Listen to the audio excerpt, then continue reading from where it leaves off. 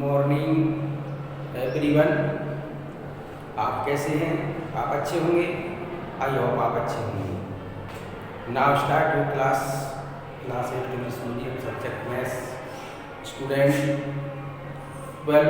हमारी जो है कंटिन्यू चल रही है। लास्ट वीडियो में हमने कुछ क्वेश्चन सॉल्व किए थे 12.3 के। तो आज भी 12.3 का बहुत ही सिंपल क्वेश्चन लिया है। थोड़ा सा ट्रिक है तो आपको समझ में आ जाएगा। सॉल्व करूँगा तो सिंपलेस्ट फॉर्म में मैं लिखना है। क्वेश्चन लिया है मैंने express root of 125/63 in its simplest form. इसको सरल रूप में लिखना है। तो सरल रूप में लिखना है तो इसके लिए सबसे पहले हम क्या करेंगे, यह सॉल्व करेंगे। जैसे क्या दिया है स्टूडेंट, यहाँ 100 कितना है 25/60 ये दिया है 125/। तो हम क्या करेंगे, यहाँ सबसे पहले इसको सॉल्व करेंगे। 125 का एलसीएम 3 टाइम्स जाएगा 5 से। 125 का एलसीएम 3 टाइम्स। फिर 63 का करेंगे। 63 का जाएगा कितने बार 3 3 9 से बचा कितना होता है 73। ये आपका आ गया है ना। अब सबको पता है यहाँ पेयर बनाएंगे। 5 का एक पेयर बन जाएगा या कितना 3 का एक पेयर बन जाएगा। यहाँ क्या किया स्टूडेंट, 5 का पावर 2 2 टाइम्स यानी 2 का एक पेयर बनेगा। 5 की पावर 2 कर लेंगे, 2 5 सिंगल है तो सिंगल ही रहेगा। यहाँ 3 की पावर 2 क्योंकि 2 यहाँ 3 2 टाइम्स यानी 2 बार। ओके, और 7। अब इसमें से आप बाहर क्या निकालेंगे, यहाँ से देखिए ये 5 बाहर आ जाएगा, कितना बचेगा √5। ये कितना बचेगा 3 बाहर आ जाएगा √7। यही है। अब हम क्या कर रहे हैं, ये देखिए 5 की पावर 2 इंटू √5 ये भी लिख सकते हैं हम, तो हमने लिख दिया है। अब हम क्या करेंगे, देखिए 5 √5 और 3/√7। अब हमें सिंपलेस्ट फॉर्म कंप्लीट करना है। तो हम क्या कर सकते हैं स्टूडेंट, यहाँ जैसे 5/3 है। ओके, हम क्या करेंगे, यहाँ से ये आपका आपने पढ़े हैं न्यूमरेटर्स और डेनोमिनेटर। तो यहाँ जो डेनोमिनेटर्स आपका है 7 का हम क्या करेंगे, न्यूमरेटर्स और डेनोमिनेटर्स दोनों में मल्टीप्लाई यानी गुणा कर देंगे। तो गुणा कर देंगे तो क्या हो जाएगा, देखिए आप ये कितना है 5 7 हो जाएगा, और यहाँ 7 है तो इंटू 7 हमने ये रेशनलाइजेशन कर दिया यानी परिमीकरण कर दिया ना। किसका, डिनोमिनेटर्स का 7 था। 7 का हमने न्यूमरेटर में भी और डिनोमिनेटर में दोनों में इंटू कर दिया। तो यहाँ 5 इंटू 7 कर दिया और 7 इंटू 7 हो गया।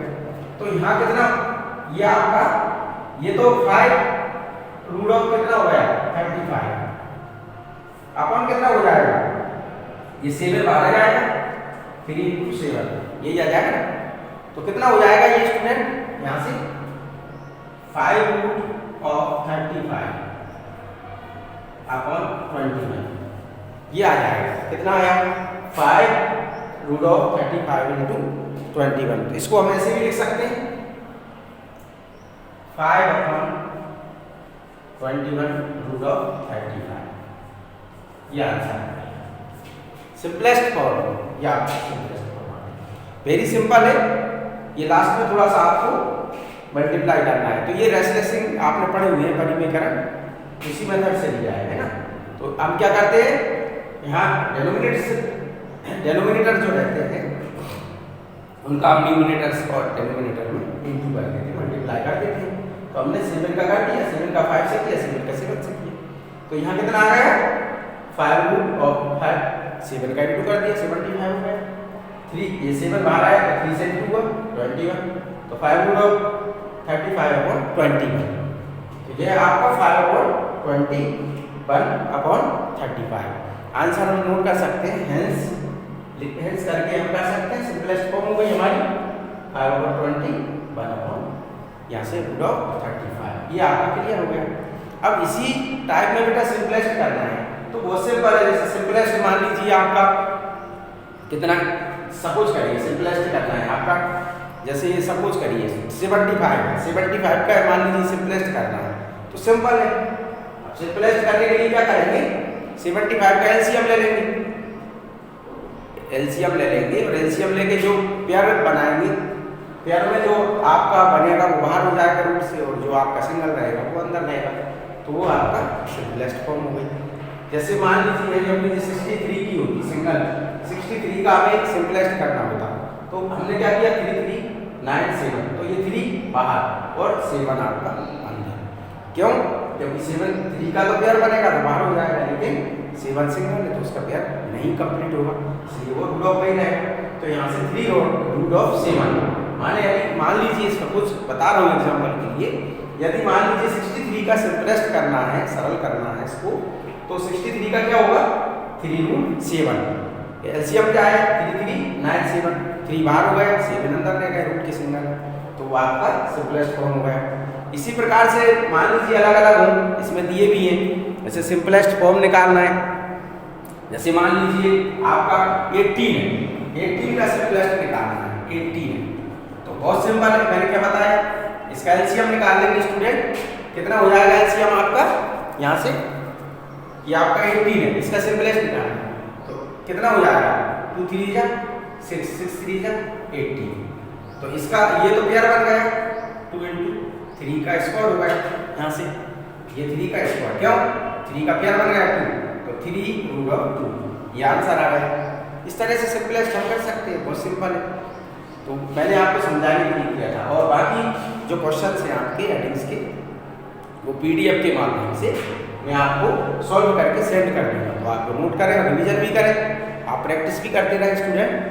मैथ्स की प्रैक्टिस कंपलसरी है, जितना आप प्रैक्टिस करेंगे उतना मैथ्स आपको ईजी लगेगा, तो ये आप बिल्कुल ध्यान रखें, क्योंकि मैथ्स एक ऐसा सब्जेक्ट है इसको हमें समझना है, इसको रटना नहीं है, याद नहीं करना है स्टूडेंट, ओनली इसको समझना है और सॉल्व करना है, तो मैथ्स आपको ईजी लगेगा। तो ये क्वेश्चन आपको मैं पीडीएफ के माध्यम से और भी इसके हैं सॉल्व करके आपको सेंड कर दूंगा, आप नोट करें। और इसके बाद आफ्टर, ये बहुत सिंपल है, इसमें 5th नंबर है, इसमें 5th में मिक्स्ड फ्रैक्शन, इसमें आपको क्या निकालना है, देखिए 5 में दिया है express each of the following as mixed radical in the simplest form. जैसे मैंने बताया ना, वही करना है। मिक्स्ड फ्रैक्शन किसको बोलते हैं, इसी को मिक्स्ड फ्रैक्शन बोलते हैं। जैसे हमने 18 का निकाला, 18 का मिक्स्ड फ्रैक्शन क्या हो जाएगा, सॉरी रेडिकल यानी मिश्र करनी, मिक्स्ड रेडिकल मींस मिश्र करनी, तो मिश्र करनी हो गई है आपकी, क्या हो गई 3√2। इसी प्रकार इसमें 5th नंबर में जैसे फर्स्ट क्वेश्चन दिया है √125, तो 125 ये लिखा हुआ है आपका, 5th नंबर हेडिंग का बता रहा हूँ आपको सॉल्व। जैसे उसमें लिखा है कि मिक्स्ड रेडिकल, तो मतलब कि मिश्र करनी के रूप में लिखा है, तो 125 है, तो 125 का क्या निकल रहा है, हम देखें तो मिक्स्ड फ्रैक्शन 5√5 क्या निकल जाएगा 5√5, क्यों ये देखिए आप 5 3 टाइम्स एलसीएम हुआ, 5 का पेयर बना 5 बाहर हो गया, तो 5√5 मींस √125 का मिक्स्ड रेडिकल क्या हो जाएगा 5√5। बहुत सिंपल है, आपको समझ में आ गया। तो ये क्वेश्चन सॉल्व करके मैं आपको पीडीएफ के माध्यम से सेंड कर दूंगा, आप इनको कंप्लीट करें, और मैथ्स की मैं बार बार कह रहा हूँ प्रैक्टिस भी करते रहें। ओके बेटा, फिर न्यू टॉपिक के साथ आपसे न्यू वीडियो में फिर हम डिस्कशन करेंगे, तब तक के लिए बेटा